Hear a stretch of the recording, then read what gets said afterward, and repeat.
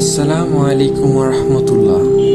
আজকের আলোচনায় আমরা জানব ফল খাওয়ার উপকারিতা এবং ইসলামের গুরুত্ব। আল্লাহর দেওয়া প্রতিটি নিয়ামতের মধ্যে ফল এক বিশেষ আশীর্বাদ। চলুন জেনে নিই ফলের পুষ্টিগুণ সম্পর্কে। প্রতিদিন ফল খাওয়ার উপকারিতা বিজ্ঞানের দৃষ্টিতে প্রমাণিত।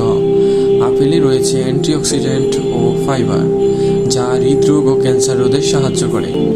আমে রয়েছে ভিটামিন এ, সি ও বিটা ক্যারোটিন, যা ত্বক ও চোখের জন্য ভালো।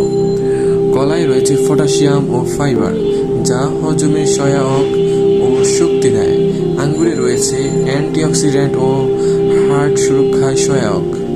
ব্লুবেরি বা জামজাতীয় ফল আমাদের স্মৃতিশক্তি বাড়াতে সাহায্য করে।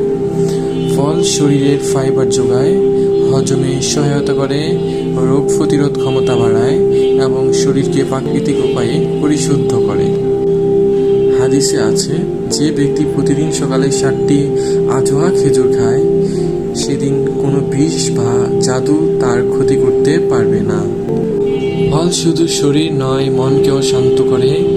যেমন আঙ্গুর ও জামজাতীয় ফল মস্তিষ্কে রক্ত প্রবাহ বাড়ায়, স্মৃতিশক্তি বাড়ায়।